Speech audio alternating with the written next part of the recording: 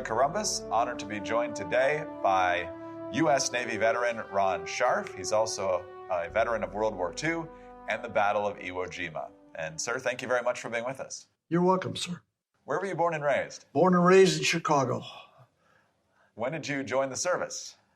Had a little trouble. I'd use bleach to try and change my age on my birth certificate, and the recruiter would say, "Hey, Rondo, come back in a couple of years when you're old enough."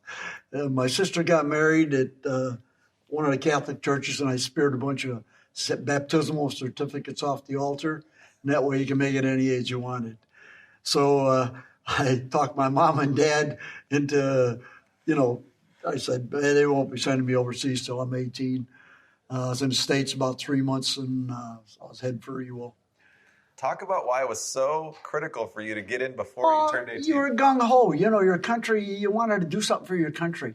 And back then, everything's an adventure. So, hey, you wanted to do what you wanted to do, and that's how things are different. Like today's generation is totally night and day different. Want the best of everything. They don't care what it costs, and they want it now. But so much for that. Every generation is different. Yeah. So then on the way heading over to the different islands, after we got going, a couple of our coxswains got killed, and the skipper called me up and said, "Rondo, I like the way you handle the boats, LCBPs, the Higgins boats." He says, "Do you want to be a coxswain?" I said, "Yes, sir." So everything was an adventure. So he says, "Okay, you're a coxswain." Well, just tell me real quick why you joined the Navy and how you trained to be a coxswain. Well, we trained down in Camp Bradford. It was in West Virginia. And, you went out in the bay, and they run you around on the boats and stuff like that, and you got to handle it pretty good. And like I say, everything back then was an adventure anyway. And that was pretty much it. Training, that was your training. Amphibious training. We got the patch, the red one with the Thompson and the anchor on there. And it's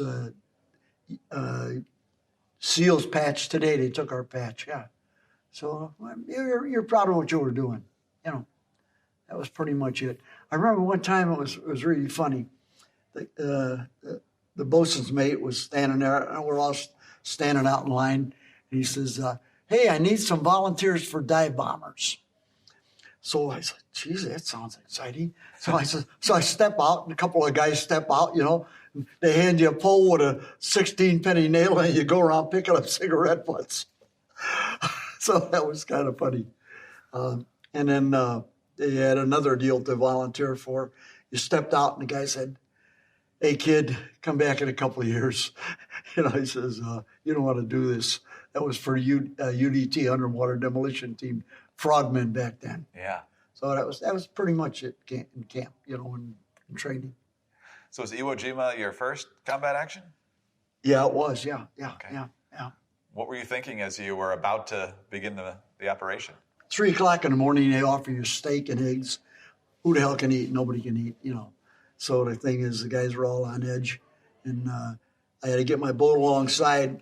They got the cargo nets over the side of the LSC. I got to get my boats alongside, and the guys are falling in. They're dropping their carbines, and I'm trying to keep it throttled down so I can keep it up against the side. We load up, and we start heading in, Took us a while to get in. Got in there about 9 o'clock in the morning on the first wave, and we were heading in. I had a full throttle, and next thing I know, we hit an obstruction on the beach that the UDT, Underwater Demolition Team, didn't take out. I go over the top of the wheel, smash my horn on the jarhead's helmet in front of me, and knock my teeth out. I couldn't breathe, and your nose is broken, you're bleeding. So I ended up down on the tank deck down there, and I couldn't breathe, and I kept telling myself, I'm only 16, I can't be having a heart attack. It's not a heart attack. So the guys pulled me out through the front because our bar door was down, and all the rest of the guys are in 14 foot of water. A lot of them are drowning. And I lean over the side. I was trying to catch my breath and try and breathe. And the blood from my nose is going right on this guy's glasses. He's got his arms up. And I can't help him. And I was just telling myself that, I'm not having a heart attack. So the guys pulled me up on a beach. First guy they pulled me through is first dead guy I ever see. Is in two pieces. Pull you through him and get up on a beach, and you're waiting for the corpsman to come and get you. So that took a while, but those are the greatest guys in the world, the corpsmen. They pull me through. So they get you down on one of the LSTs and get you up in sick bay and work on you, and that's pretty much it.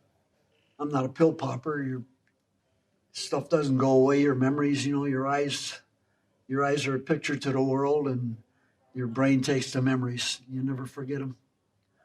So sometimes, about once a month or so, after all these years, I still have flashbacks and scare the hell out of my wife in bed. You tear off your T-shirt or something. But it's realistic, just like looking at you guys. It's in Technicolor, and you have the memories. They don't go away. Hey, we did what we had to do, and I'd do it all over again. Talk about loading the guys up a little more. How many guys could you fit in your... 36 guys in my boat. We lost 15 guys out of 36. Slow boat, but, did the job. Like old Eisenhower said, Higgins Boats won the war. He did say that. You're absolutely right. Yeah. How far from shore was the obstruction that you hit? About 14, 15, 18 feet, somewhere around there, yeah. Were the Japanese firing at that point, or is that... No, they were waiting for us to get up on the beach. And then they had 55-gallon drums lined up on the beach full of gasoline. They were going to torch them off when we hit the beach. But our Navy chorusers and Hellcats came by and rhubarbed the beach and set them off. Went back there last year and still seeing one of the old 55-gallon drums that were all still puffed there. Out and blowing up, and I took a picture with it. Yeah, it was kind of memorable. Now, when you were on the beach waiting for the corpsman and waiting to be evacuated back to the ship, was there any combat happening then? Oh, yeah. So describe that atmosphere. That had to be horrific. Picking the guys off because they went for the corpsmen all the time. The corpsmen, they'd pack a 45 and they'd take their armbands off. So, because they wanted to get a corpsman because he could take care of a lot of guys, And it was going to it. You didn't know what the hell was going on. Everything was such a cluster, But it was you just waited and did what you had to do and kept trying to breathe. How long did it take you to finally catch your breath? I didn't. Until you were back on board? Until they got you on an LST in a sick bay, start taping you up and shooting you full of juice, But you really got the wind knocked out of you. No, it wasn't a wind. It split open your sternum. Split your sternum open. You broke your sternum? Yeah, you split your sternum open. Yeah, that's why you couldn't breathe. That's what had me so damn scared, Wow. I was thinking, geez, I'm freaking having a heart attack, But that wasn't it. How long did it take to recover from that? A couple of days there, and then tape you up and put you out on the beach as a beach master to hold up the plaques and show the guys where they're going. Well, we'll get to that in just a second. Yeah. But when you're still waiting to be evacuated, did you have any sort of cover? Were you behind a rock or any obstruction? No, you're laying on the beach. Just wide open. Yeah, you crawl over one side and you'd slide down 2 feet. No, there's nothing there. So were you on the ash that everyone talks about? Oh, yeah. Black sand. You take one step forward and 2 steps back, or you roll one way and you roll back. So 2 days later, you're back in the game. Yeah, they had me all taped up and shot up and stuff. I'd sit out on the beach and help the beach master hold up a sign and do this. Who were you directing at that point? Anybody coming in. Yeah, any of the landing craft, any of the guys getting in there. So it was personnel and material? Oh, yeah. Okay. Tanks and half-tracks and jeeps, whatever. Wow. And was there still, at that point, had the Japanese pushed off the beach? No, hell no. You're still getting fired on? Oh, yeah, we're getting fired at, yeah, for sure. How are you protecting yourself? You just, whatever you had to do. No, it was starting to calm down, though. It was starting to calm down. They were pushing them back. So we were okay. We were all right. It's hard to imagine being shot at and thinking you're okay, but I guess it was less intense than it had been a day or two earlier. Hey, it's always the next guy. it's always the next guy. And then you think, am I going to check out here? But it's always the next guy you're worried about, yeah. So did you stay in that same area then for the duration of the battle as No, stuff I came stayed ashore? there. We were there about 7-8 days, and we took off for Okinawa. Okay. Did the invasion April Fool's Day. We did Okinawa. Okay, well, let's talk about that. Same role, I assume?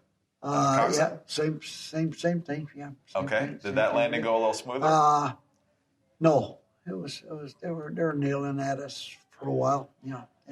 Tell me about it. Then we got up on the beach. Well, we got up on the beach there, and back then there was a lot of Okinawans, and Okinawans look a lot like the Japanese do. After it started calming down a little bit, there were still snipers standing out in front one evening. After things started calming down, we'd all stand in a big row and shooting the breeze, and the guys would always pinch you a little bit, on the butt or on the back or something.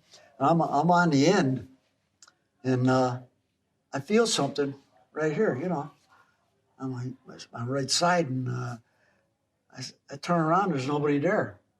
So I go like this. I got a little blood on my hand. It was a sniper taking a shot at us out on the beach, and just caught you a little bit. No big deal. But it was and that night they were creeping up because we had our tank on an LST. You got the big bow doors open, and a bunch of them had crept up along with the shrubbery and everything like that. And there was about 36 of them. We had to waste them. So the next morning, you got up, we counted 36 of them. Those men, women, children, guys, gals with the satchel charges in their kimonos. They were going to try and throw them in on the tank deck. But the next morning, we counted 36 of them. So, you had to do what you had to do. Right. So back to Iwo Jima for a moment, Mr. Scharfe. You mentioned you were back on the beach a couple days after you had hit the obstruction on the first wave. So were you able to see the flag raising? Yeah, I did. Yeah. What was that moment like? That came off the USS Missoula. That's where I live now, Missoula, Montana. Yes, sir. Yeah, that came off there, yeah. What was that moment like to see that? Oh, it was pretty chilling, I mean, you really felt jubilant about it. You felt great, that we got the flag up there, yeah. Because you were tired of seeing the meatball. Now, a lot of folks, of course, have assumed that once the flag got raised, the battle had been won, but obviously it went on for another month. No way, yeah. It went on for a good month after that, yeah. That must have helped morale, though, quite a bit. Oh, yeah, it did, yeah, for sure, yeah. It's memories that you have, and they never go away. But they're good memories and bad memories. Back to Okinawa, then. How long were you there? I don't know, probably 2 weeks. Sorties back and forth, bringing guys in? Yeah. Well, what we were doing, I was up on a beach, and I wasn't driving the Higgins Boat anymore because I was still kind of patching up, Right. I still didn't feel that great. For 2 years after that, I didn't feel great. That's a major injury. Oh, yeah. It took a good 2 years. To kind of heal up. You'd roll over the wrong way in bed, and you could feel it, How would you describe the ferocity of the Japanese soldier? Hell of a tough dude, yeah. Hell of a tough little guy, yeah. They could sit and squat for hours and hours and hours, but you try it for a while, and your old knees start to go on you. Yeah, they're tougher than hell, yeah. And they would never give up. No, there was no giving up. That's what they believed in. It's night and day between my generation and your generation and the younger guys now. You don't have a real lot when you're talking. They don't understand what you're talking about sometimes, and I don't understand what they're talking about. But there's a big generation gap in between there. Well, definitely, yeah. The percentage of people in younger generations that have served is tiny compared to your generation. After I got out, I took the test. I run around and checked out the chicks for a couple of years, and then I decided to get on the fire department back in Chicago, and that was the best move I made because when I was overseas, the guys were all in college and in school, and you come back, you didn't have anything in common with them. So it was a good career. Yeah, the way I look at it, sometimes I'll talk in high school and say, how many of you guys are 16 years old, and would do something like that? Oh, none of them, It's different, night and day, for sure. But I figure I've taken lives and I've saved lives. I got 3 saves behind me. I got a little girl and 2 women over a period of 22 years in the fire department. So I feel good about it, Can't be all bad. What does it mean to you to have served at such critical battles as, well, first of all, Iwo Jima? I'm really proud of it. Yeah, really proud of it because there's not too many of us guys left. I guess I'm the youngest guy yet. And that was on Iwo. There was a guy that was 15, so I was 16 and a half, yeah. I'm proud of it, and still be above ground. And you have your memories, but I'm still proud I'd do it all over again. You mentioned you'd go around and talk to kids from time to time at schools and so forth. Yeah, they'll call me up and ask me to come over. What's the most important thing you want them to know? War's not fun. It's real. Try and do the best you can and keep your country first. I mean, it bothers me if somebody doesn't take their hat off when we're playing the Star-Spangled Banner, or if they try and desecrate the flag or something like that. I'm going to stop them. Because too many guys paid the supreme sacrifice so that they can live. And the flag is everything. That's our country, the greatest country in the world. So that's what you live with, and that's what you die with. What does it mean to you to gather with your fellow veterans and, in addition to remembering what you did, to pay tribute to those who did not come home? I got a story on that one. I was standing in the graveyard on Iwo, and I lost a couple of buddies of mine. And I was standing over their grave, over Frank and Nick's grave, and I told them, I said, you guys, I've lived a great life. I've had a beautiful wife, and I have 5 good kids. And why don't you guys come up and live my life that I've lived for the last up 10 years. But you'll get a chance to see how I lived and how things are up topside here. I said, but I'll go down there and I'll stay down there for a long weekend. And don't forget, you guys don't go AWOL on me, though. You come back up, I'm not going to stay down here. So that's pretty realistic what I was thinking when I was standing there down in their grave. Mr. Scharfe, yeah. 75 years. Last question here. 75 years. What does it mean to you that there's so much recognition now for what you and your fellow veterans did that day? Well, if you don't hear from the horse's mouth, you're not going to get it. We were all sitting on Guam one time, 20 of us, and the guy said, we never talked about it. Now that's all we do is talk about it. But I mean, if the younger generation and the people in the world today don't hear about it now from the horse's mouth, you're not going to know. Because they don't teach it in school anymore. It's all kind of fluffed over. We're all proud of what we did, and we do it all over again. I'm glad to be above ground. I'm still here. I got another 19 years to go, so you guys look for me. I'll be 112, and I can do it. That's your goal? That's my goal. I got a good altitude. I can do it. Excellent. You got to stay in shape. Well, you look to be in fantastic shape. So hey, you got to do what you got to do, boy. Congratulations on that. Thank you very much, sir, for your time with us today, and most of all for your service to our country. Thanks for doing the interview. I really appreciate what you guys are doing. Great bunch of young guys. Thank you. Take care. Thank you, sir. Rondo Scharfe is a U.S. Navy veteran of World War II and a veteran of the battles of Iwo Jima and Okinawa. I'm Greg Columbus for Veterans Chronicles.